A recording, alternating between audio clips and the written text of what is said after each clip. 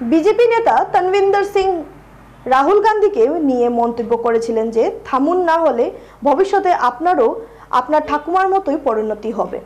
আর BJP নেতা তনবিন্দর সিং এর এ ধরনের মন্তব্যকে কেন্দ্র করে বুধবার করিমগঞ্জ জেলা কংগ্রেস কার্যালয়ের সামনে জাতীয় সড়কের উপর তীব্র প্রতিবাদ সাব্যস্ত করলেন করিমগঞ্জ জেলা কংগ্রেসের বিভিন্ন শাখা সংগঠনের কর্মকর্তারা।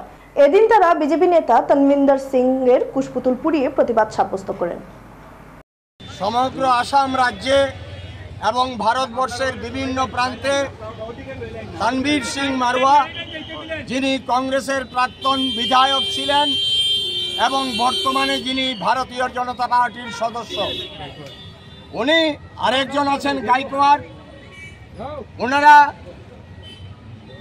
জনসভায় বক্তব্য রাখতে গিয়ে আমাদের স্পন্দনের, হার্টের যাকে বিট বলি, হৃদয়ের আমাদের স্পন্দন যাকে বলি, শুধু আমাদের নয় সমগ্র ভারতবর্ষের 140 কোটি মানুষের হৃদয়ের স্পন্দন যিনি, ইয়ং আইকন সর্বভারতীয় কংগ্রেস নেতা রাহুল গান্ধী সম্পর্কে কুরুচিকর মন্তব্য করেছেন।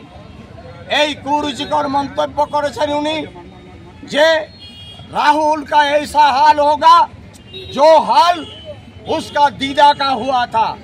मतलब इंदिरा जी इस देश के लिए अपनी जान दिया है, अपनी खून गंवाया है। इंदिरा गांधी हमारे मातृसम